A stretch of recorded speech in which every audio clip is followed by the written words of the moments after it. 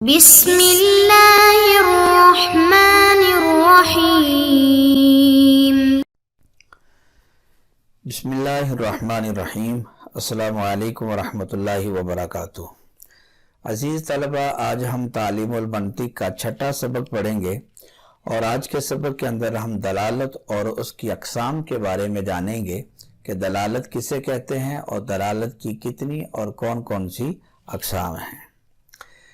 تو یاد رکھیں کہ اکثر و بیشتر ہم اپنی روزمرہ زندگی میں ایک شے سے دوسری شے پر استدلال کرتے ہیں، جیسے مثلا بلب کے جلنے اور پنکھے کے چلنے سے بجلی کے اوپر استدلال کرتے ہیں کہ بجلی ہے، اور اگر رات کو کوئی کتا بھونکے تو کتے کے بھونکنے سے ہمیں پتہ چل جاتا ہے کہ کوئی آدمی ہے جس کو دیکھ کر کتا بھونک رہا ہے۔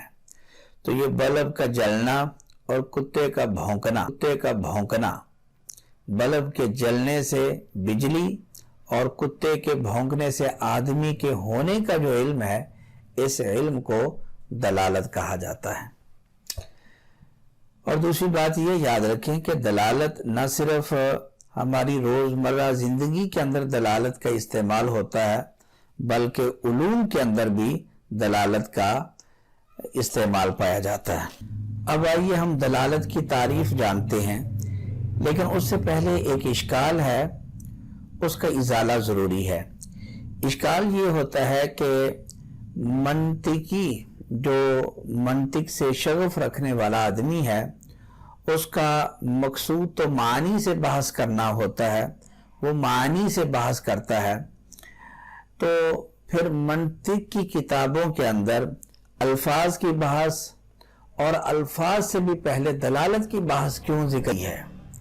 کہ منطقی کا جب مقصود معنی سے بحث کرنا ہے تو پھر چاہیے کہ منطق کی کتابوں کے اندر معنی سے بحث ہو، یعنی مفہوم اور پھر معرف و قول اشارے اور اسی طرح قضایا ان کی بحث، اور قضایا کے بعد پھر دلائل کی بحث، دلیل و حجت کی بحث یہ ہونی چاہیے۔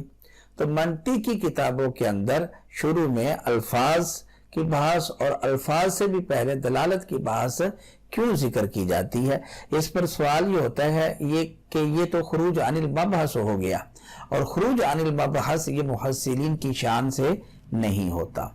تو اس اعتراض کا اور اس اشکال کا جواب یہ ہے کہ یہ ٹھیک ہے کہ منطقی کا مقصود معنی کی بحث ہے، لیکن چونکہ معنی کا سمجھنا اور سمجھانا یہ الفاظ پر موقوف ہے، تو جب تک الفاظ کی بحث نہیں کریں گے تو معنی کو نہ ہم سمجھا سکتے ہیں۔ معنی کی بحث سے پہلے الفاظ کی بحث کی جاتی ہے۔ دوسرا اشکال یہ ہے کہ چلو الفاظ کی بحث تو اس لیے ذکر کر دی کہ معنی کی بحث الفاظ کی بحث کے اوپر موقوف ہے، دلالت کی بحث کو کیوں ذکر کیا جاتا ہے منطقی کتابوں میں آغاز کے اندر؟ تو اس کا جواب یہ ہے کہ چونکہ ہر لفظ سے معنی سمجھ نہیں آتا، بلکہ اس لفظ سے معنی سمجھ آئے گا جو لفظ معنی کے اوپر دلالت بھی کرے، تو اس لیے لفظ کی بحث سے پہلے پھر دلالت کی بحث کی جاتی ہے۔ اب آئیے ہم دلالت کی تعریف کی طرف چلتے ہیں۔ دلالت کا ایک ہے لغوی معنی اور دوسرا ہے دلالت کا اصطلاحی معنی۔ لغوی معنی کا مطلب یعنی وہ معنی جو لغت کی کتابوں کے اندر درج ہوتا ہے، اور یہ لغوی معنی عام معنی ہوتا ہے، اور اصطلاحی معنی اس معنی کو کہتے ہیں جو کسی فن کے ماہرین کے ہاں مسلم معنی ہو کسی شے کا۔ اصل میں اصطلاح اتفاق کو کہتے ہیں۔ تو کسی فن کے ماہرین جو کسی لفظ کو کسی خاص معنی کے لیے استعمال کرنے کے اوپر اتفاق کر لیں کہ اس لفظ کو اس معنی کے اندر استعمال کیا جائے گا، تو یہ کسی فن کے لوگوں کا اتفاق کر لینا، اس کو اصطلاح کہتے ہیں، اور اصطلاحی معنی وہ اتفاقی معنی کہلاتا ہے۔ تو دلالت کا لغوی معنی ہے رہنمائی کرنا، رستہ دکھانا، اس کو دلالت کہتے ہیں لغت کے اندر۔ اور اصطلاحی معنی دلالت کا یہ ہے کہ ایک شے کا اس طرح ہونا کہ اس کے ہونے سے دوسری شے کا علم آ جائے تو اس کو دلالت کہا جاتا ہے. جس طرح کہ مثلا بلب علم آ جائے تو اس کو دلالت کہا جاتا ہے. جس طرح کہ مثلا بلب کے جلنے سے ہمیں بجلی کے ہونے کا علم آ جاتا ہے، یا کہیں سے دھواں اٹھ رہا ہو تو دھوئیں سے ہمیں علم آ جاتا ہے کہ اس جگہ آگ ہے، تو آگ کے ہونے کا ہمیں علم دھوئیں سے آیا، تو یہ دلالت ہے. تو تعریف کے اندر دو چیزوں کا ذکر آیا کہ ایک شے کا اس طرح ہونا کہ اس کے ہونے سے ہمیں دوسری شے کا علم آ جائے. اس پہلی شے کو دال اور دوسری شے کو مدلول کہا جاتا ہے. جس طرح کہ بلب کا جلنا یہ دال ہے اور بجلی کے ہونے کا علم یہ مدلول ہے. یہ تھی دلالت کی تعریف. اب آئیے دلالت کی تقسیم کی طرف. تو دلالت کے ابتداءً دو قسم ہیں. نمبر ایک دلالت لفظیہ.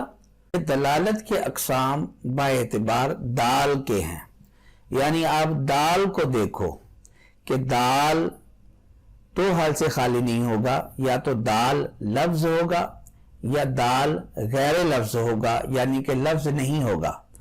اگر دال لفظ ہو تو ایسی دلالت کو دلالت لفظیہ کہا جاتا ہے، اور اگر دال لفظ نہ ہو تو ایسی دلالت کو دلالت غیر لفظیہ کہا جاتا ہے.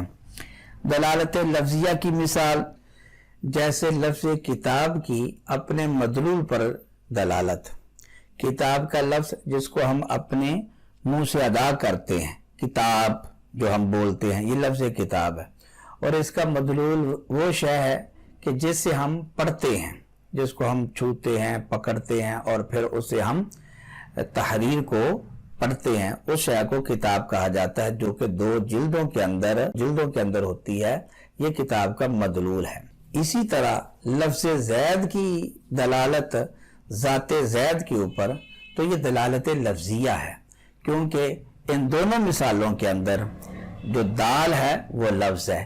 کتاب جو ہم بول رہے ہیں اپنے منہ سے یہ بھی لفظ، اور زید یہ جو ہم نے تلفظ کیا یہ بھی لفظ ہے. اور اگر دال لفظ نہ ہو تو اس کو دلالت غیر لفظیہ کہتے ہیں.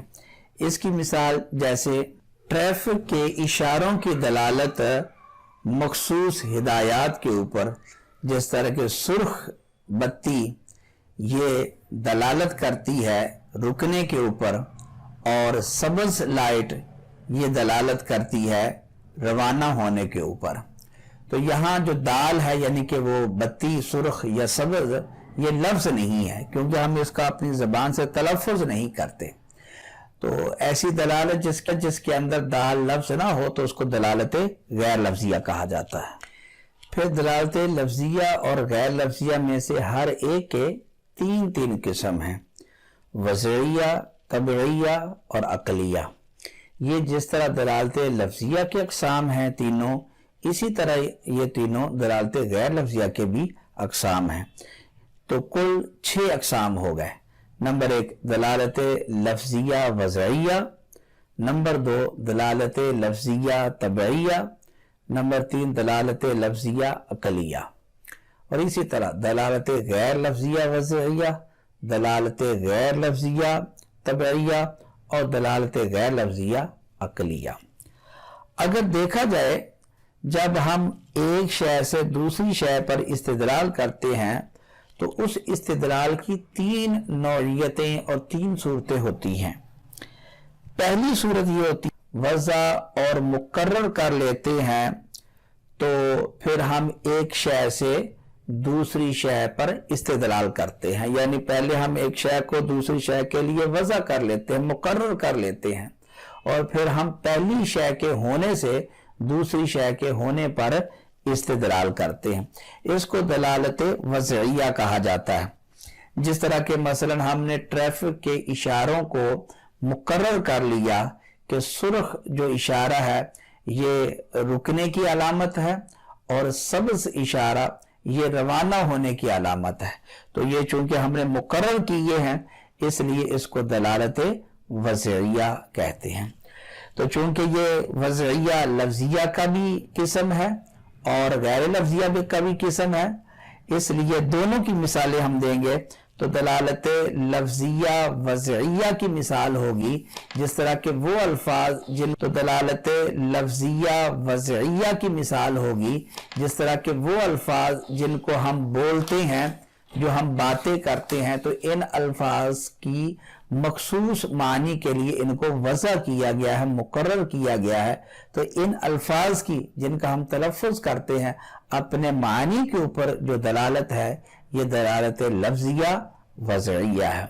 اور ٹریفک کے اشاروں کی جو دلالت ہے، مثلا سرخ اشارے کی دلالت رکنے پر اور سبز اشارے کی دلالت روانہ ہونے پر، تو یہ دلالت غیر لفظیہ وضعیہ ہے۔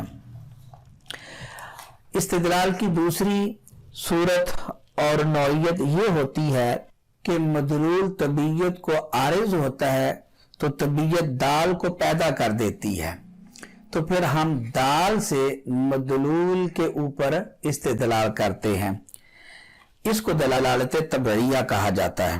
جس طرح کہ مثلا درد سینہ طبیعت کو عارض ہوا تو طبیعت نے اوہ اوہ یعنی کہ کھانسی کے وقت نکلنے والی آواز کو پیدا کر دیا، تو یہاں جو مدلول ہے وہ طبیعت کو عارض ہوا یعنی کہ سینے کا درد، تو طبیعت نے دال یعنی اوہ اوہ جو کہ کھانسی کے وقت آواز نکلتی ہے اس کو پیدا کر دیا۔ تو اب اگر کوئی بندہ اوہ اوہ کر رہا ہو تو ہم اس سے استدلال کرتے ہیں کہ اس بندے کے سینے میں درد ہے، تکلیف ہے، جس کی وجہ سے یہ اوہ اوہ کر رہا ہے، تو ایسی دلالت کو دلالت طبعیہ کہا جاتا ہے۔ طبعیہ اس وجہ سے کیونکہ اس کے اندر طبیعت کے تقاضے کا دخل آ جاتا ہے۔ اس دلالت کی بھی دو قسمیں ہیں، دلالت لفظیہ طبعیہ اور دلالت غیر لفظیہ طبعیہ۔ لفظیہ طبعیہ کی مثال جس طرح کہ اوہ اوہ کی سینے کے درد پر دلالت، اور دلالت غیر لفظیہ طبعیہ کی مثال جیسے چہرے کی سرخی کی دلالت شرمندگی کے اوپر، یہاں چہرے کی سرخی یہ دال ہے اور شرمندگی یہ مدلول ہے، تو مدلول یعنی شرمندگی یہ طبیعت کو عارض ہوئی تو طبیعت نے چہرے کی سرخی کو پیدا کر دیا یعنی کہ چہرہ سرخ ہو گیا۔ اسی طرح چہرے کی زردی کی علامت خوف پر، چہرے کا زرد ہونا یہ دال ہے اور خوف یہ مدلول ہے، مدلول یعنی خوف طبیعت کو عارض ہوا تو طبیعت نے چہرے کی زردی کو پیدا کر دیا کہ چہرہ زرد ہو گیا، اس کو کہتے ہیں دلالت غیر لفظیہ طبعیہ۔ اور استدلال کی تیسری صورت یہ ہوتی ہے کہ ہم عقلی تقاضے کی بنیاد پر مدلول پر استدلال کرتے ہیں، تو چونکہ اس میں عقلی تقاضے کا دخل آ جاتا ہے اس وجہ سے اس کو دلالت عقلیہ کہا جاتا ہے۔ اس کی بھی دو صورتیں ہیں کہ اگر دال لفظ ہو تو اس کو کہا جائے گا دلالت لفظیہ عقلیہ، جیسا کہ اس کی مثال یہ ہے کہ کوئی بندہ دیوار کے پیچھے سے وہ بولتا ہے دیس اونچی آواز سے، تو جو دیوار کے اس طرف کھڑا ہے وہ اس آواز کو سنتا ہے تو اس سے وہ استدلال کرتا ہے کہ دیوار کے پیچھے کوئی بندہ موجود ہے جو بول رہا ہے، تو وجود لافظ کے اوپر دیز کو سن کر وہ وجود لافظ کے اوپر استدلال کرتا ہے۔ عقل تقاضا کرتی ہے کہ یہ آواز خود بخود تو پیدا نہیں ہو گئی، دیوار کے پیچھے کوئی آدمی ہے جس نے دیز بولا ہے۔ یہاں ایک بات یاد رکھیں کہ یہاں مصنف نے مثال دیز دی ہے، زید کیوں مثال نہیں دی؟ دیز یہ مقلوب ہے لفظ زید کا، مقلوب کا مطلب یہ ہے کہ جو زید کے حرف ہیں آخری حرف دال اس کو پہلے اور جو پہلا حرف ہے زا اس کو آخر میں لے گئے تو زید سے دیز بن گیا، تو یہ دیز زید کا مقلوب ہے۔ تو زید مثال کیوں نہیں دی، دیز کیوں دی؟ تو اس کی وجہ یہ ہے کہ اگر زید مثال دیتے تو پھر یہ دلالت لفظیہ وضعیہ کی مثال بن جاتی، عقلیہ کی یہ مثال نہ بنتی، کیونکہ اس کے اندر چونکہ لفظ زید کو اپنی اس کی جو ذات ہے اس کے لیے وضع بھی کیا گیا ہے تو وضع کے تقاضے کا دخل آ جاتا، اس وجہ سے मुसन्निफ ने ऐसी मिसाल दी है कि वो सिर्फ अकलिया की ही मिसाल बन सके, वजिया की मिसाल ना बन सके। दलालत गैर लफ्जिया अकलिया की मिसाल, जैसे धुएं से हम अगर कहीं से धुआं उठ रहा हो तो धुएं से हम आग के वजूद पर दलालत करते हैं कि यहां नीचे आग है जिसकी वजह से ये धुआं उठ रहा है। तो ये धुएं से आग पर जो इस्तेदलाल है ये अकली तकाजे की बुनियाद पर है, और चूंकि इसके अंदर जो दाल है यानी धुआं वो लफ्ज नहीं है, इस वजह से इसको दलालत गैर लफ्जिया अकलिया कहा जाता है। तो ये दलालत के 6 किस्म आ गए, 3 दलालत लफ्जिया के और 3 दलालत गैर लफ्जिया के, यानी वजिया, तबिया, अकलिया। अब यहाँ एक सवाल है कि दलालत के तो 6 किस्म हैं, दलालत लफ्जिया, वजिया, लफ्जिया, तबिया, लफ्जिया, अकलिया, गैर लफ्जिया, वजिया, गैर लफ्जिया, तबिया और गैर लफ्जिया अकलिया, या और गैर लफ्जिया अकलिया। लेकिन क्या वजह है कि उलूम के अंदर इन 6 अक़साम में से सिर्फ और सिर्फ दलालत लफ्जिया वजिया से बहस होती है, बाकी अक़साम से बहस क्यों नहीं होती? हालांकि वो भी दलालत के अक़साम है। तो ये तरजीह बिला मुरज्जिह है। जिस तरह के आगे आप देख सकते हैं कि मुसन्निफ दलालत लफ्जिया वजिया की तकसीम कर रहे हैं, आगे बाकी जो अक़साम हैं उनको टच नहीं कर रहे।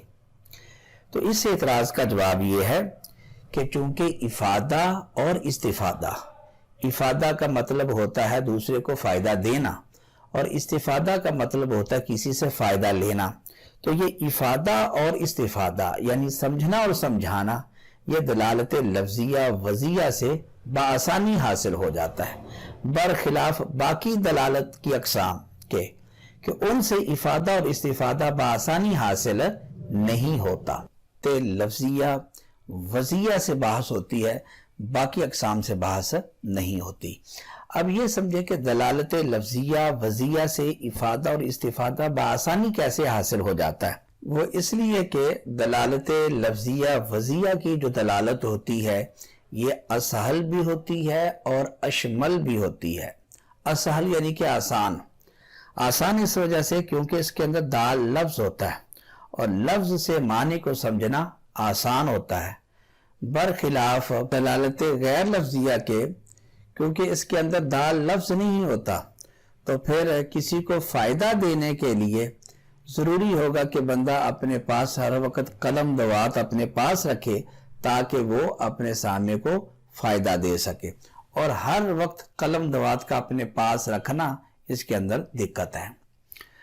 और दलालत लफ्जिया वजिया अशमल किस तरह है इसकी दलालत, तरह है इसकी दलालत वो इसलिए कि इसके अंदर चूंकि वज़ा का दखल है और जो बंदा भी वज़ा का आलिम होगा तो वो बआसानी फायदा भी दे सकेगा और फायदा हासिल भी कर सकेगा।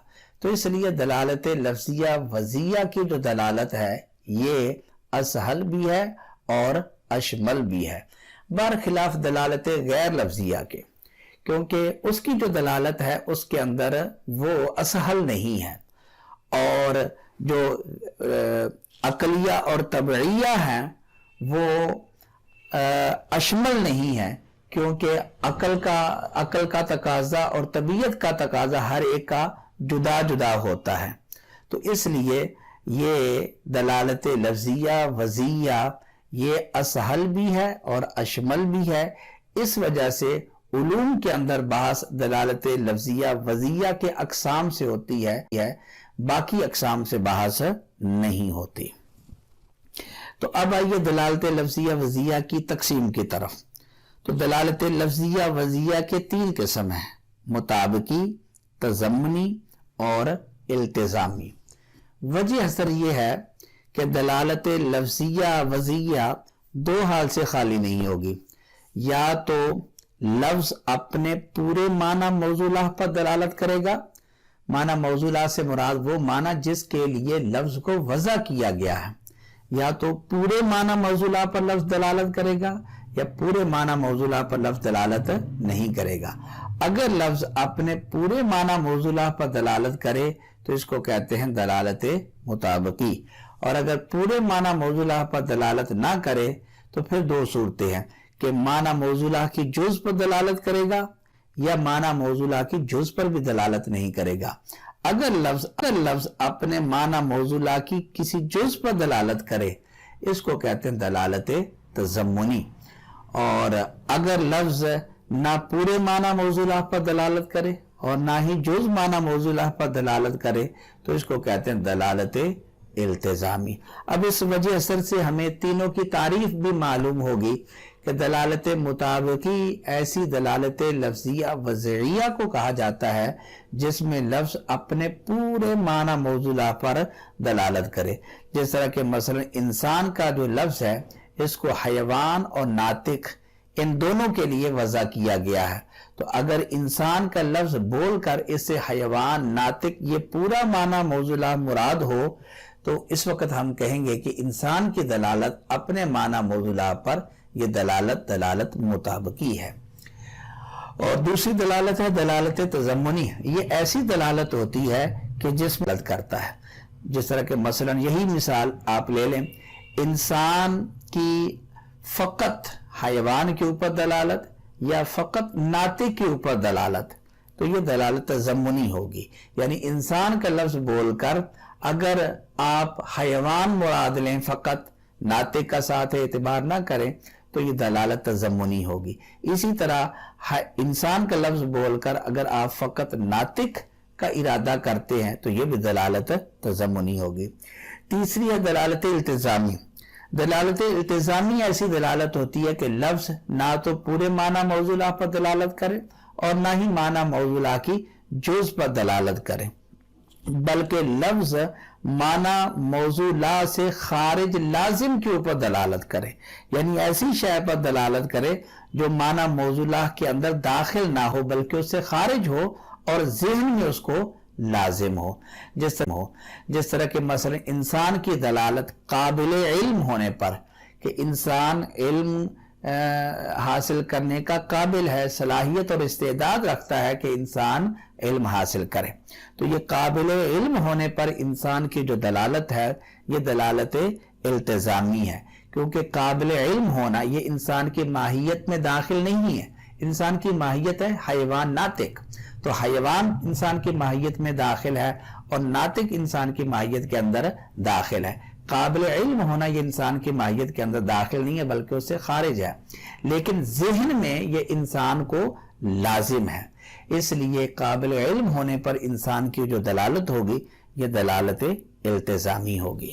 تو یہ تھا ہمارا آج کا سبق جس کے اندر ہم نے جانا کہ دلالت کسے کہتے ہیں، اور پھر دال کے اعتبار سے دلالت کی کتنی قسمیں ہیں، اور استدلال کرنے کے کتنے اور کون کون سے طریقے ہوتے ہیں، کس طرح ہم ایک شے سے دوسری شے پر استدلال کرتے ہیں، اور پھر آخر کے اندر ہم نے دلالت لفظیہ وضعیہ کی تقسیم اس کو سمجھا۔